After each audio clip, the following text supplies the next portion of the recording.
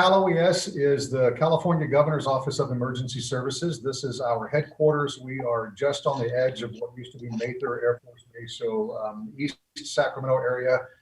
These are our headquarters. Behind me, you see a large, you'll see more of it in a little bit. I'm going to give you kind of a behind the scenes tour and more of a look of that room. But that's called the State Operations Center. Anytime there's an emergency in the state of California, this room gets activated. You have agencies from all across the state come in and work together. So the California Highway Patrol, the National Weather Service tells us about weather. Cal Fire talks about wildfires.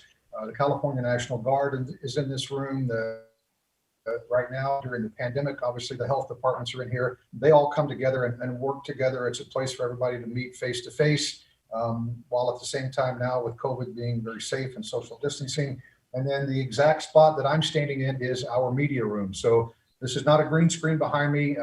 This is the actual room behind me. And this podium is where the governor comes at least once a week, oftentimes more than that, and does his press conferences from this podium. Since COVID began, we have done 128 press conferences with the governor, not only right here at this room, at this podium, but we've traveled with him across the state as well. So kind of the center of operations for state activity and trying to control this pandemic, or when we have wildfires or floods or mudslides, whatever the emergency is, we kind of operate from this center, and this being our hub as well. Cool. So can you tell us a little bit about how you got started in broadcasting? Because just so everyone knows your background. I wish I would have had something like SEVA or even a broadcast media department when I was in high school, but I got interested in broadcasting at a very early age. I played Little League Baseball and announced games when I wasn't having a game, and that led to a career in broadcasting. I actually started working in radio when I was 16 years old. Somehow I convinced my mom and dad that it was a great idea that I could work midnight to 6 at an AM country music radio station during my junior and senior years in high school. So I did that, got into television very early and started anchoring. I did sports for about 30 years. I anchored sports in my hometown in Texas, moved to Nashville for a couple of years, and then finished up the last 20 years in Sacramento. So about a 30-year television sportscasting career. Loved it, had a blast doing it. I got to go to 5 Super Bowls and 4 World Series, 3 NBA Finals. I was with the Giants in the locker room all 3 times when they won the World Series. So I had a great time doing that, but toward the tail end of it was ready for something new. And I had a buddy who you'll meet momentarily who worked with me at Channel 10. He had already come over here to Cal OES and was a cameraman, videographer here. So he kind of helped me get my foot in the door here. And I've been here now for 4 years. Still get to do stories, still get to make videos.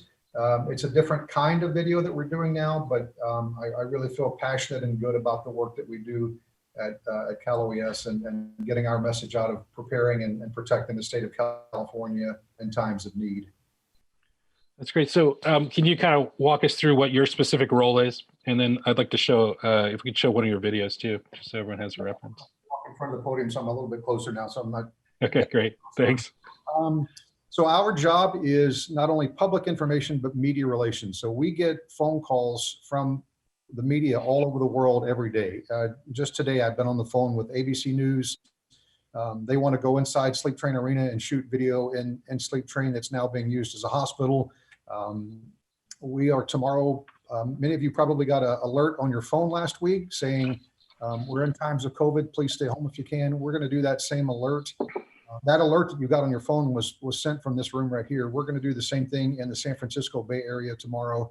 So TV stations from San Francisco calling, saying what time, what's it going to look like. So anytime media across the world have questions about what the state of California is doing as it relates to emergencies, they call us, and we're the ones that either find the answers for them or track them down or do interviews with them. So our team does interviews across the world. We've done live broadcasts and for the BBC in London. We've been on Africa television. We've been all over Europe and Asia. So anytime there's media requests, they call us and talk to us about it. And then we push out messages. We want to make sure that California stays safe and prepared. So we are constantly responding to crisis and emergencies. Most people think of what would happen in an emergency. You think about that about 1% of your day. And for us, it's 100% of our day. So we're constantly just making sure that we're on top of things and we're ready to go if the next disaster happens, or in this case, a 10-month now, 11-month pandemic that's going to take us into 2021 as well.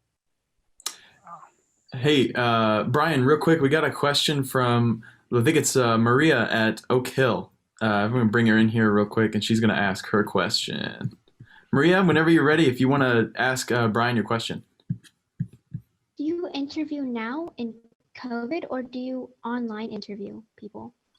Maria, that is a great question. And I'm sure just like what you and your school is having to do, now that we're in COVID, we are doing almost everything virtually. So the TV stations still want to come into this room. It's a really cool looking room. Again, you'll see more behind me in a moment, but they still want to come in here. We had Fox News out of Los Angeles just this week say, can we please come in and shoot video? And we are having to tell people now it's all done via Zoom. We just can't take the risks. Everyone you see behind me should have a mask on. The only time that I'm not wearing a mask is when I'm standing here in front of the camera. There's nobody really close to me, but as I move my computer around and start showing you more things, you'll see me put my mask on, and the other people that will be talking that you'll meet momentarily will have masks on as well. So when we come into the room, into the building every day, we have a medic team from the California National Guard. And before we get into the building every morning, they do a medical check with us and take our temperature to make sure that we're okay. We have COVID tests taking place in our back parking lot. Again, we're right around the governor a lot, clipping microphones on at times and standing right next to him. So they want to make sure that our team is incredibly safe. So great question. Most of what we do now is via Zoom. Hey, Bryan, is it okay if we show one of your videos just to kind of show what you're doing?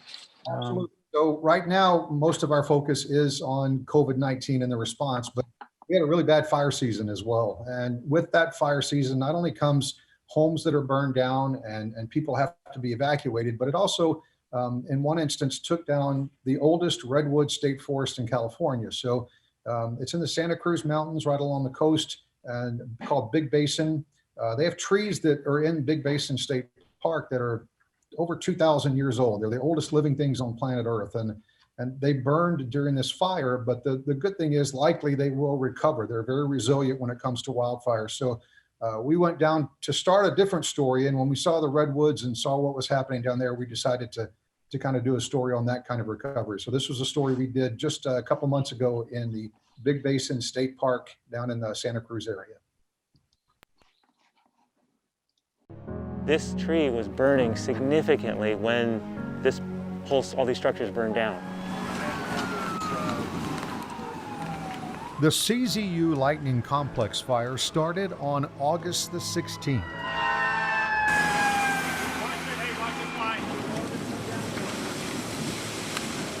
Eventually burning nearly 90,000 acres, the fire tore through the Santa Cruz Mountains and forced complete evacuations in Big Basin Redwood State Park. These are some of the oldest living things. Chris Sporer oversees the park and its staff. This is the place where people would bring their family to have that redwood experience, where they're camping under the redwoods, they're learning about redwood ecology, they're experiencing the creeks. The park is splendidly equipped to serve the requirements of the visiting public, and in the summer season is constantly thronged with pleasure seekers. To put this park in perspective, Big Basin Redwood State Park is home to one of the few remaining old-growth redwood forests in the country. It was established as a state park in 1902, making this the oldest state park in California. But the history here goes back much farther. Some of these giant redwoods go back 1,500 years. This was not the first wildfire these trees have been through. They've survived before, and Chris is hopeful most will survive again. These trees, to become 1,500 years old, have had to survive multiple fires. So this is the trail right here. Even while the fire was still active, Chris led a tour of Big Basin, so Governor Gavin Newsom could see the damage firsthand. The visit included an emotional press conference at the site of the burned down park headquarters. My heart really does break. Not only for my my staff, who have given everything to get through this, but for the people that I know, how much this means to them. we've all felt the pits of despair. We're still feeling that, but on the other hand, there's so much support, and you can't help but look at what the future is going to be, you know? Big Basin will remain closed for the next year, while several agencies, including Cal OES, work with state parks and the locals to rebuild and reopen. From our partners at Cal Fire, through all the support agencies, including OES, people are reaching out. It can be daunting to see the forest through the burned trees, but take a closer look at Big Basin and you'll see the earliest signs of recovery. I was out yesterday and I saw some of the sprouting already happening on some of the trees. You see that and you're like, yeah, the forest is gonna rebound. It's not gonna look the same, but it's gonna come back. One of the couple things I want to point out on that, number one, if I were to ask you, was there music in that story? Hopefully you'd have to think about it for a second and before you say, yeah, there actually was music, but it was very much in the background. The music was there just to kind of thread everything together. But the second thing is that not only the pictures that you saw, but the audio that you heard. We are a big believer in using what we call nat sound. You guys are probably very familiar with that, but the chainsaw that you heard when it fired up, the fire, the sound of the fire, we are a really big believer in using nat sound, and we want that to pop in the story at all times. So keep that in mind as you're putting your videos together. Music is good, but just kind of in the background the whole time to make everything seamless. And I will say the other part of that is, like I didn't even know this job existed 6-7 years ago. So when I found out about it and came over here, I didn't know what I didn't know, and I really had no idea what I was in for. But since coming here, we like to say that our office is California. So when there's a fire somewhere in the state, if there's a story to be told, then that's where we go. Going to Santa Cruz to tell that story is one example. But in the 4 years that I've been here, I think I've been to 54 of the 58 counties in California in 4 years. So we get to travel a lot. We get to go all over the state and tell the story wherever in California that story is. So that's a really good thing to think about as you move through your school years and then start your career. Think about the state work and the stories that we get to tell all across California here. My question is, how do you make sure that when you do need to put out information about something that's happening, how do you make sure that information gets out to everyone who needs to know it? Carson, that's a great question. And it's a question that we ask ourselves literally on a daily basis, especially in this day and age, because we don't reach all audiences with the same methodology. And by that, I mean, Facebook is great for some people, and Twitter is great for some people, and Instagram is great for some people. And there are other venues that we can use, but in order to get everyone, in order for us to get our message to everyone, we use as many platforms as we can. So talking about this wireless emergency alert tomorrow, we'll put it on Instagram and on Twitter and on Facebook and on every single thing that we can get a hold of. We push videos out on YouTube. We send emails to TV stations. In our case, we try and cast as big a net as possible to try and get as many people. And then we have a separate branch here within OES. It's called Listos, and Listos is Spanish for ready. And they target audiences that may not watch traditional newscasts, that may not watch Facebook stories. So they put messages out in Spanish as well. We try and do a very good job of interpreting our messages into different languages. The press conferences with the governor, we always have ASL interpretation, sign language as well. So Carson, that's a great question. And it's one, and if you have any suggestions or ideas for us, certainly it's one that we could use, because we always want to hit as many people as possible. And that's why we sometimes send those wireless emergency alerts that you get on your phone, because we know that almost everyone this day and age has a phone in their hand, and hopefully they've turned those alerts on and they'll get that message. And listen, we get negative feedback when we do that. People complain, I don't want you interrupting my day for that kind of message. We take that, that's understandable. But we'd rather get a few people mad and make sure everyone has the message than worry about offending someone and not everybody gets the message. Especially, you know, the COVID messaging is one thing, but think about if you lived in an area and a fire was barreling down the mountain behind your house. You need to get that message, and you need to get it quickly, and you need to know right now to get out. So we use every available method we can use. Has COVID gotten easier as time goes by? Boy, Jordan, I wish I could say yes. But I would say it's gotten more predictable for us. When COVID started for us here in this room, we were having press conferences with a room full of reporters. There were people sitting in here, reporters asking questions. And through the pandemic and through COVID, we've had to say we can't do that anymore. We can't let the reporters in here. We've had to change our equipment. We bought new equipment. I'm gonna again turn this camera around in a moment and show you. We have a teleprompter and camera and lighting in here. It's all new since COVID began because we've had to reinvent how we use this room. The press conferences that we used to have, the press would come in here, the media would come in and they would record it and then take it back to their stations. We're not letting the media in this room anymore. So we have to, Carson, back to your question, how do we get the message out? We send the signal out. We are in essence a broadcast television station here. We can send signals all over the world. We have satellites that we can send it out on.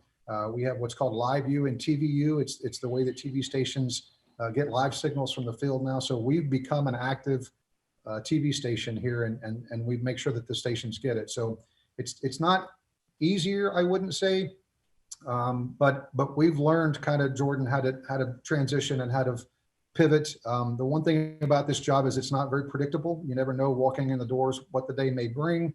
A lot of times we are scheduled to go somewhere and it doesn't happen at the last minute, or we're not scheduled to go somewhere and it does happen at the last minute.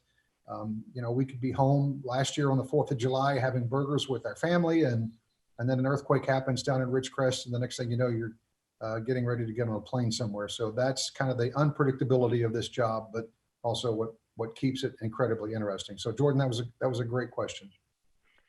So Bryan, what's in, because it can be very unexpected, your departure. And so what's in your go bag? Like, what do you need to have with you? Obviously on that piece we just watched on the Redwoods, you had a camera operator, I assume, with you that was helping to capture imagery. But a lot of times I know you're having to shoot that stuff yourself as well, right?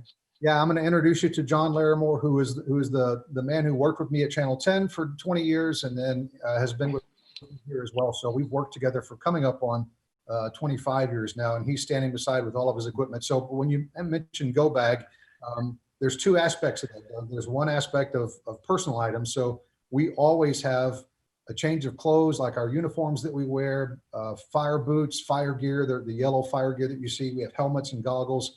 That stays in my car 24/7. At any point in time, I may get a call that says you got to go and you got to go now. And because we're right on the edge of Mather, we have the old Mather airstrip and the National Guard ready. So we can literally from here walk out and be on a Black Hawk helicopter in 10 minutes and take off and be gone somewhere. So we have a personal go bag with toothbrush, toothpaste, everything we would need to travel and be overnight.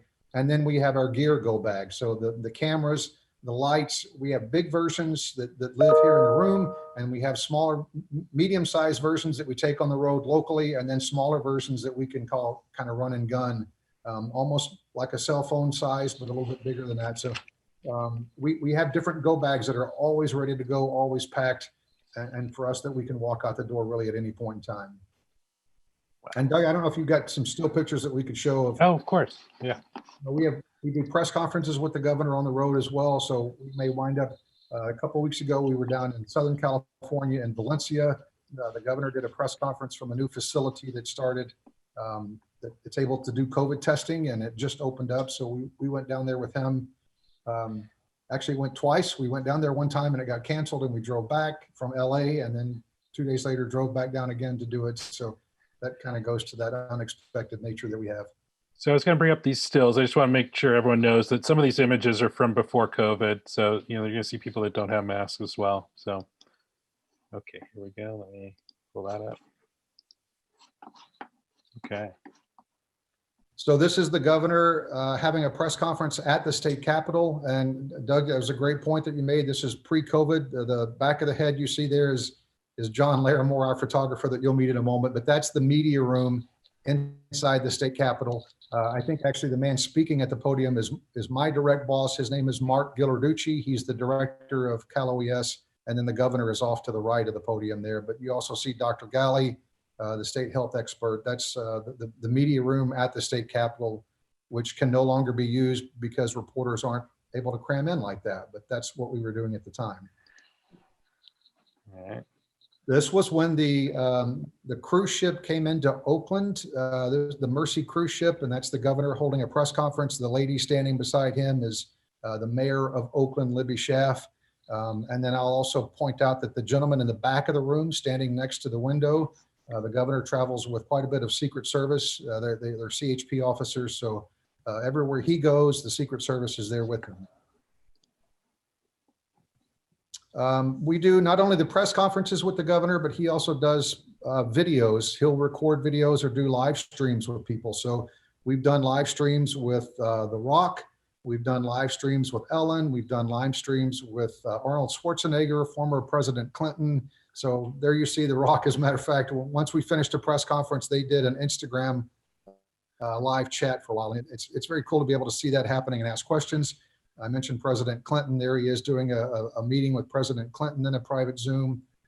Literally, we had Arnold Schwarzenegger in our office last week on a Zoom call, not in person, but he was doing this one as well. So we never really know who's going to pop up when we're doing videos with the governor or what's next. This was the State of the State address last year. This was done at one of the government buildings downtown. You're going to see more of this equipment in a moment, but we bring everything that we need to do a live broadcast on the road with us, and we set it up and test it and make sure that we're good to go. Not only with the governor, but the 2 box that we have the interpreter in as well. This is literally us on the floor measuring 6 feet. You see those blue X's on the floor. We did allow media into this room. They all had to wear masks, and we literally had a tape measure on the floor measuring to make sure that they were 6 feet away and that we were social distancing, because this was during COVID. That podium, that microphone you see there is what the press would use to ask questions, but we had to make sure they were socially distanced to do so. Just a normal press conference setup for us. That's the governor standing at the podium that I was just standing behind. Again, John Larimore, the photographer, standing there, whom you'll meet in just a moment. And this is kind of the setup we have for all of our press conferences. You can see the teleprompter on the front of the camera right there, and I'll turn my computer around and let you see that. The governor doesn't really like to read off the teleprompter that much, but he does bring up a PowerPoint presentation and uses those quite often. When he does use a teleprompter, that's my laptop, the very one that I'm using to talk to you right now. And we have a teleprompter program that actually my wife introduced me to, and she's on this call as well, Melissa May, who teaches broadcast media at Endercombe High School. Hi, Melissa. She's the one that told me about Rundown Creator. Some of you may use this at your school. It's the program that we use. And anytime the governor does use a teleprompter, I kind of plug in my computer into our teleprompter, and I'm his, for better or for worse, I'm his teleprompter operator off to the side. So I took that shot as we were taping a message that he was doing after one of his press conferences. I told you we went down to Southern California and did a testing facility. This was us. This was just last month. This is the setup that we bring on the road with this. So all this has to go in vehicles. We drove down to LA. We set it all up for literally a 1-hour press conference. But everything you see taped down on the floor, the speakers for the microphone. We bring a podium with the governor's seal on the front of the podium that you see there, lights. And again, we don't allow reporters in the room, so we have to have a way for reporters to ask questions. We have a separate mic for them. But we're able to do our entire show on the road whenever needed, wherever needed. The one issue that we usually run into is just how's the Wi-Fi in the building? And we work a lot on making sure that the Wi-Fi is good and that we can always get a good signal out. So I'm gonna, again, pull this out of the way and try and be as gentle as possible. So again, this is the State Operations Center. There are literally people from agencies all over the state that are working in this room. And when we're activated, this room is 24/7. There are people here all during the day and night working masked up, as you see. Back of the podium where I was just standing, this is where the governor stands. We have 2 microphones here. Sometimes people ask why we have 2. It's just in case one of them goes down. And then you're looking directly into the camera that the teleprompter is not really on now. You see in the back of the room, we do have monitors. We have cameras all over the room that can get wider shots. So we have TVs around the room that show that as well. And then as I pan over to the side, here's my friend John Larimore. Hey guys. So John is our videographer, our expert at everything camera related, and can kind of step you through the equipment that he uses when we're on the road. Hey guys, how you doing? Thanks for joining us. This is it's always fun to kind of show what we do behind the scenes around here. It's a busy operation, and we manage to keep the machine spinning on a daily basis. Part of that success is preparation, and that's what we really are proud of ourselves about. Not only being prepared, but having a backup plan to your backup plan is a key thing. And I know that budgets are tight and it's hard to have 2 mic cables or that kind of a thing. But just if you think along those lines, you've got a backup plan. When something goes down, and it will, you're ready for that. And you don't need to overly concern yourself with what will I do? I need to run to Target to get an extension cord, that kind of thing. So having said that, I was in the TV business as long as Bryan, about 30 years. Saw a lot of things, sports related, news related, happy times, met some great people. It's really, really great business to be in, to really kind of record history and be a storyteller. So having said that, this is the camera that I use on a regular basis. It's basically a camera that you'd see TV crews using.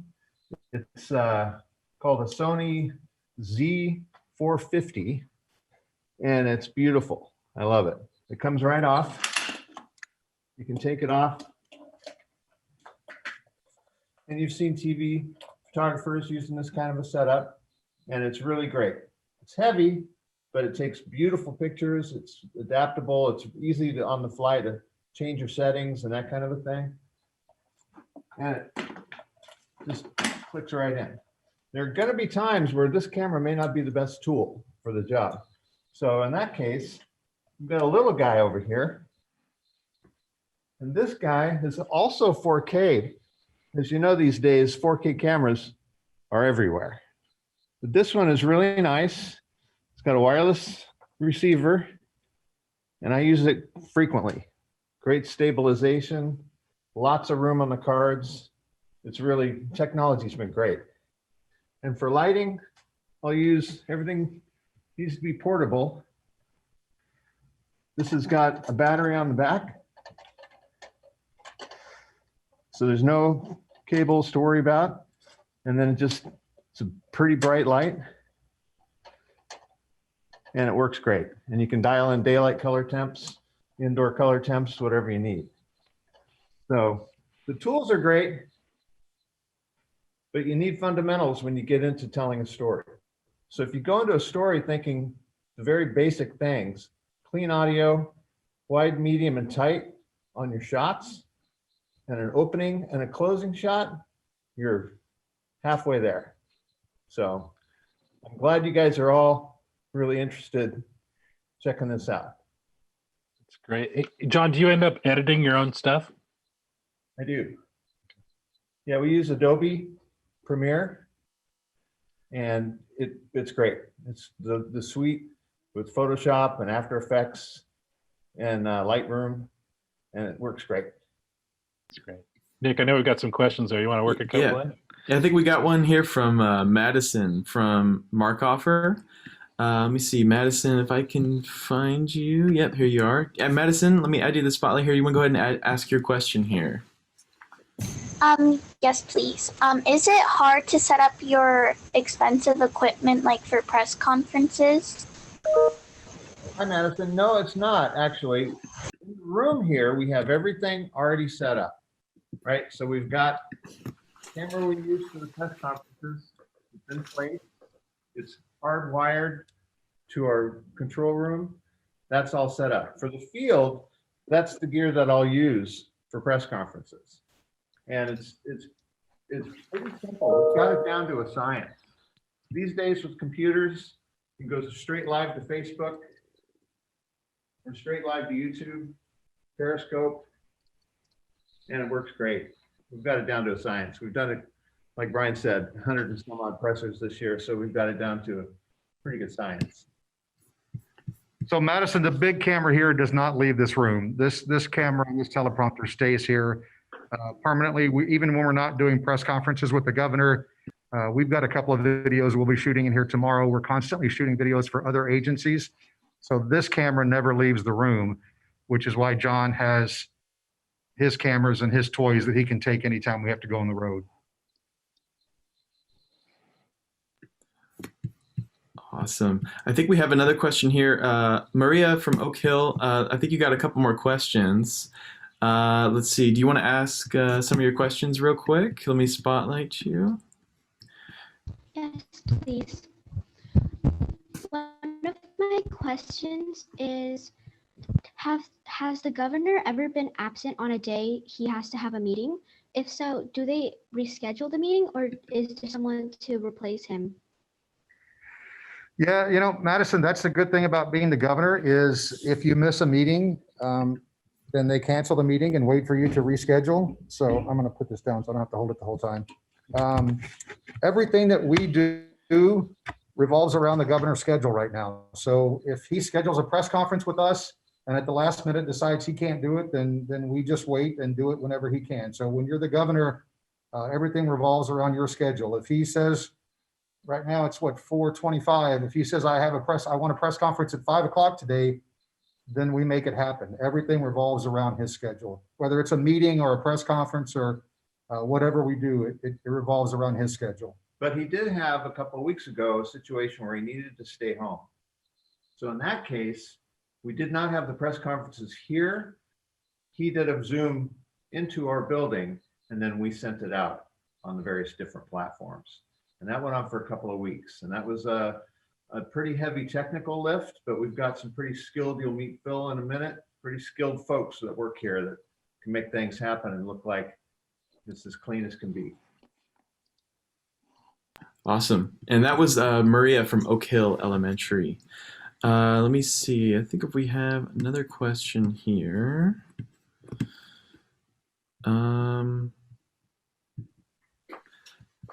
I think we can, if you guys want to keep going here, we'll take a break from questions for now.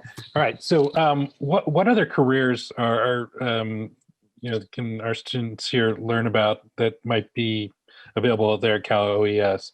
So what other positions have you guys got? That's the really good thing, Doug, about our agency is it's a very broad agency. We have firefighters that work for us. We have law enforcement. We have guns and badges in the building every day. We have attorneys that work here. We have people who do nothing but write. Part of our team, we have on our communications team here, we have about 12, and we're hiring a couple more. So everyone from John, who's strictly audio video and our videographer, to people who write and send out press releases, to Phil, who you'll meet in a second, who's on the technical side of things and runs all the technical aspects for us. So the positions here are really spanning the board. Whatever it is you do, whatever skill set you bring in, we can use it here at Cal OES, and that's the great thing about this agency. Well, what do you guys each like the most about your jobs? Like, what's the draw for each of you? I'll let you go first, John. Well, it's funny, the beauty of this job really is it's very similar to what I experienced in TV news, where every day it's something different. You don't know what the day holds. You can plan for it, but then you better plan to change your plans. And that's kind of exciting. There's nothing boring about working here. But also the best part really, compared to news where, you're gathering, a lot of different stories for a lot of different reasons. Here, our purpose is to serve the citizens of California, help them prepare, help them recover, plan for any sort of disaster. And so that's rewarding in the sense that you're actually helping folks in a situation where, and it's been said before, when we run into folks during a disaster, we're seeing them on the worst day of their life. But it's our job to help them move past that and recover from that and hope that they can be prepared in the future if something like that were to happen again. So it is very rewarding. Yeah, I would echo that like John said, when people are at their worst, we're at our best. We try and come in and help people, whether that's a video that we do, the video that we did on the redwood trees. And again, John's the one that shot that and edited it and made it look great. That video didn't have to happen, but by watching that video, you get a sense of, we are going to get through this. We're going to recover. We're going to be better on the other end. And it's going to take a while, but the forest is going to come back. Obviously, it was very passionate for that park ranger that we talked to. And you see that even in bad times, even in times of fires and floods, and there's still beauty to be found. And we do get to tell that story. So, and again, listen, if you have to travel all across the state, this is a pretty cool state to travel in. John and I have been all over the state together, San Diego, Malibu, along the coast, up north in the snow. We get to have a lot of fun and get to play with a lot of toys in the process. So that's a good part of it, Doug. Hey, real quick, can we grab one more question, Doug? Yeah, please do. Hey, Anthony Martinez, I want to ask your question here. Let me go ahead and spotlight you. And if you want to go ahead and ask your question to our presenters real quick. Yes, so one question is, from the first day you started working here and from today, what do you think has changed? Well, besides COVID, that's a big shift. What has changed? I think what's changed as far as we're concerned is that our messaging, our stories, the information that we get out to the public has become much more effective because we've now got all the tools we need and the personnel, capable folks, to really make a difference. And it was great before, but we're well known in the state for having a very strong public information team. And we will do seminars for other city governments, other factions, county governments, because our experience is pretty much unmatched. And I think that's just been a growth from, say, 10 years ago to now. It's really vastly grown and improved. And I'll add to that. I think our bosses realized what they wanted from our team, and they hired somebody with John's experience. And I'll brag, I think he's the best videographer, photographer in the state of California, and editor. Yeah.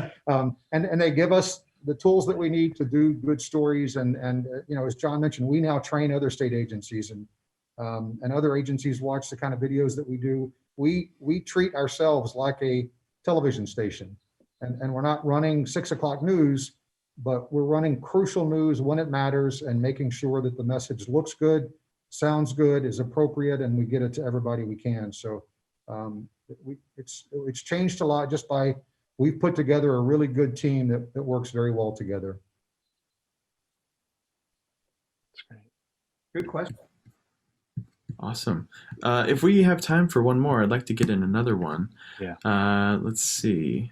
Let's go with Riley. Yeah. Riley from James McKee Elementary. Riley, are you out here? Let me see if I can find you. If you want to go ahead and ask your question to our presenters. I was just wondering if your job gets really stressful sometimes. Riley, that's a great question. And the answer is yes, it does. We don't have much margin for error when we're dealing with the governor.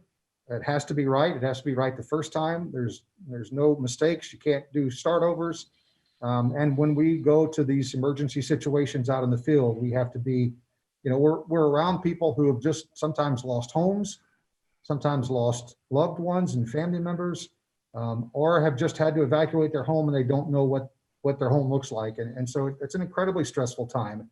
But we work long hours, overnight shifts here at times. So it can be very stressful, but again, it's very rewarding at the end of the day to know that we're trying to help people and we're trying to get the right message out. But good question, Riley. And we could maybe take one more from Mia. Mia from Center High School. If you still want to ask your question, I will add you to Spotlight here. Go for it. What are your predictions in the next 2 or 3 months regarding COVID? That's a great question, Mia. It depends on how people respond over the Christmas holidays. I don't want to wear this. I know John doesn't want to wear that. But this is the world that we're in right now. And, I would love to see my family at Christmas, and it's just not going to happen. We have to do every possible thing we can to get through these next 4 or 5 weeks. And hopefully now that the vaccines are out and that they're going to start distributing those more and more every day and every week, more of us will be protected, and we can all get them eventually and get back to life as we knew it about this time last year. But we all have to do everything we can over the next several weeks to try and get through this hump, because it's really rough right now. The numbers that we're seeing, the number of people affected, and this is a hard time for all of us right now. We just got to, again, none of us want to wear these, but we got to get through this and stay home as much as possible and try and make it through the holidays. Great. Is it okay if we start transitioning towards the control room? Absolutely. So I'm going to do, All right. I want to tell John, thank you. Bye, guys. Thanks, John. All right, I'm going to do my best to walk and not bounce this thing around. So again, the media room that we're in now, literally just, we do have, we have our little on-air light,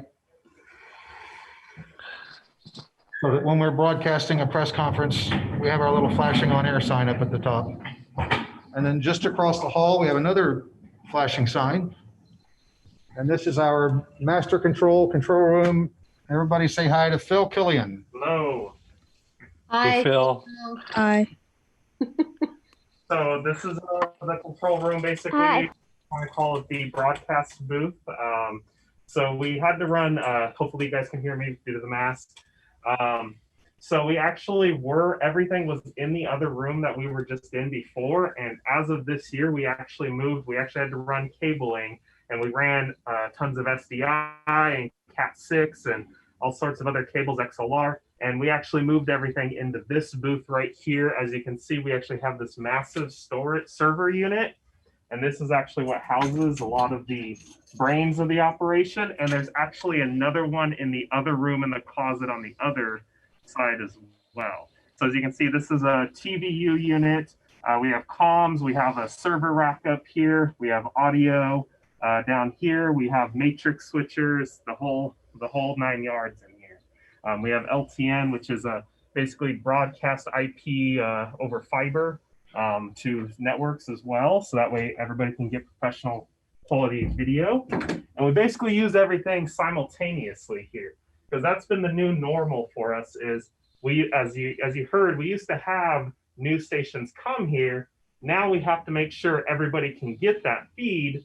So we have to provide that for them because they can't come here anymore. So we have live view, TVU backpacks to send over internet. And then we also handle all the actual switching right here.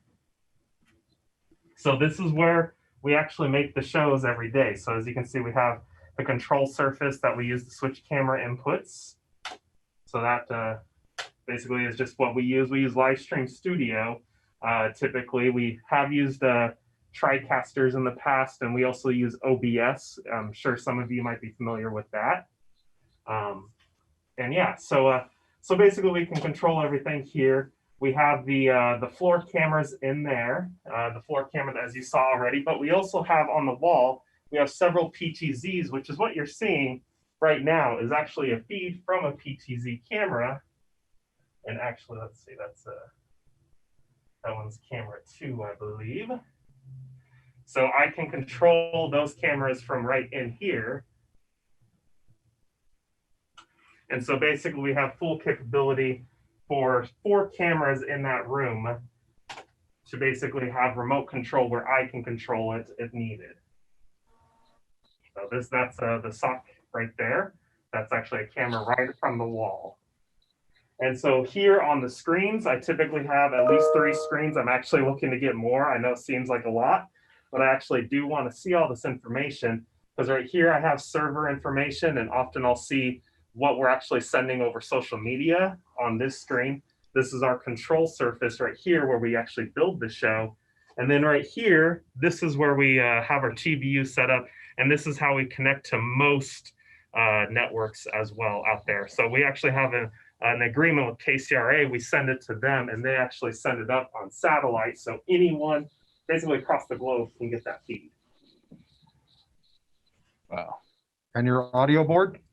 and my audio board. So this is, I also do a lot of our audio, most of our audio engineering as well. So this is an M32 mixer, so motorized faders and the like. There is a lot of programming. It's actually sending to 2 different stage boxes, one in here and one in the media room. So you had to also understand how routing goes with a modern digital mixer. Wow. So Phil, what do you like most about your job? Really, I mean, I'll be honest, the toys, the electronics.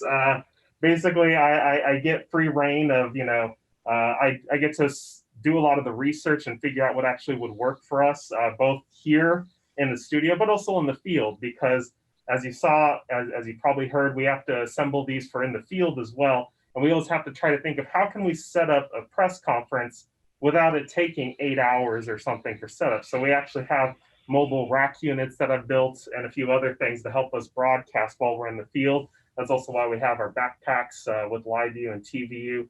And that's something we're looking to get more in the future as well, is to get John out in the field and sending it broadcast back to me, which we've done a few times this year successfully. We're hoping to kind of do that more and more. That's great. Cool. Nick, do we have any other questions there we need to bring up? Yeah, we got a question here. Maria, do you want to ask your question here about this room real quick? Let me add you to the spotlight. Go for it. In this room, do you edit?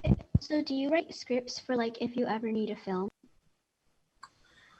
Typically, so Brian or the PIOs typically do most of the script writing.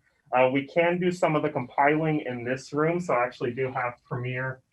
Typically in this room, when we do video editing, it's mostly going to be just to directly edit some clips and add some lower thirds, some basic editing. We do a lot of our editing actually upstairs in what's called our newsroom, but we have a very similar setup. We have a Mac Pro here with a Mac screen and basically do everything in Premiere. Thanks, Phil. I'm going to walk back across the hall so I can set this down and we can finish up. Thank you all. Oh, yeah. Yeah.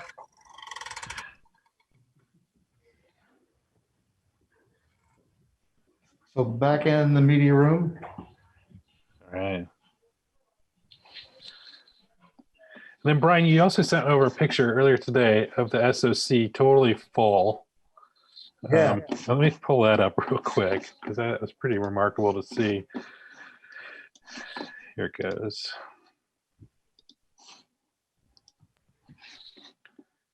So, when was this again? So this was during a wildfire, and you see the room completely full. This room again is the command center whenever we have a major incident. And in this room, you'll have not only our employees from Cal OES, but again, you'll have Cal Fire, the state firefighters. You'll have the California Highway Patrol, CHP. You see the guys toward the right of the screen in the military uniforms. That's the California National Guard. The people in the back of the room are likely American Red Cross, who are working on setting up shelters. We have the National Weather Service, because everything we do is predicated by what's the weather outside. Is it going to be raining on us? Are there more serious fire conditions? Are there winds coming up? We have the Caltrans, the people who work on the roads, because we have a lot of road closures, especially during fires. So all these agencies come together. This room can seat about 100 and can expand to about 300 when it really gets crazy. Last 2 or 3 years ago, when we had some really bad fires in Northern California, Vice President Pence came into this room and met with us and some of the people who were responding at the time. And this room will be activated 24 hours a day, 7 days a week, around the clock. We have what we call A shift and B shift. So people work 7 a.m. to 7 p.m. and then another group comes on and works 7 p.m. to 7 a.m. And we can keep that going for as long as we need, weeks at a time. This room, the State Operations Center, has been activated since March because of COVID. At the same time, mind you, we've dealt and responded to wildfires, to some floods in some areas, but we are able to respond really at any point in time to not only one crisis at a time, but 2 or 3 multiples at a time. The bad thing is California is the most disaster-prone state in the disaster-prone state in the nation. The good thing for us is we have a lot of experience responding to whatever that may be. So that's why you see people behind me now. It's slowed down a little bit. Again, been activated since March, but this room still is active at all times, and will continue that way through COVID and beyond. So you may have heard Phil call it the SOC. It's our kind of acronym, but that stands for the State Operations Center. And I will say, especially for those of you who are younger, when we're not in a global pandemic, we love to give tours of this room. We've had high schools come out. Again, I mentioned my wife is a media teacher at Indercombe High School. She's brought her students out here. We've had some schools from Elk Grove come out. So whenever we get through this, and we will, make sure that your broadcast teachers know, and those of you who teachers who are listening and online, we love to have tours come out here and see what it is. I like the fact that we can open up eyes to people that didn't know this job existed, that didn't know this room existed, that this is where we do certain things, and let people know that if you're interested in broadcast media and in television, this is something to think about once you begin looking for those jobs and you're ready to get a profession going. Cool. All right. Well, Bryan, let's see. Nick, you want to work one more question in for Maria there? Yeah, Maria, can we work in Maria's more of your Maria's questions our here? all-star question person today. Hi again, Maria. What do the people behind you do? Do they edit or write scripts or research? So the people behind me right now, the people behind me in the State Operations Center are not part of our communications team. So they work at Cal OES, but they're not in the communications team. So these people behind me are doing any number of jobs. Right now, we have people who are staying at home and don't have a chance to go out and get meals. So they're coordinating people getting meals who can't go out and get food on their own. These people behind me are coordinating some of the hospitals that we've opened up across the state. They're coordinating the vaccinations that are coming into California. All these vaccinations for COVID are coming through Cal OES. And we're making sure that we're distributing them across the state. So people behind me are doing any number of jobs. We brought in, I even printed it up. So we're kind of in charge of making sure the state has what it needs. So we asked for donations. I'm going to see if I can hold this up. And this is just stuff that we've had donated to us. You see the numbers here, they're just massive. The $45 million worth of stuff that have been donated that we kind of pass out to people across the state. That's what people behind me are doing. Our communications team, our broadcast team, our office is actually upstairs from where I'm standing right now, and they're up there working. We come down here when we need to in the media room and work, but these people are not part of our broadcast team. Hey, Bryan, I think we got one more question here, and I think it's from Melissa May. So let's see if Melissa May can ask the question here. Hi, Bryan. I'm a big fan. I'm Bryan's wife. Bryan, I wanted to just share, because one of your talents is showing, many talents, how you've taken your career skills from television into emergency communication, but you've always been a storyteller. You started when a lot of these kids that are on the call right now, 2nd, 3rd, 4th, 5th, and 6th grade, your interest started then, and you didn't have the equipment. Can you share just some advice for them, no matter what they're working with, on, just how to tell a good story? Because I know that that's one of your strengths. No matter what topic you're doing, you kind of go back to, how do we get a good story about it? Yeah, that's a great question, Melissa, and I'll be late for dinner tonight, by the way. Yeah, that's a great question. Listen, every person that you meet has a story to tell. You saw the story that we did on the redwood trees in Santa Cruz.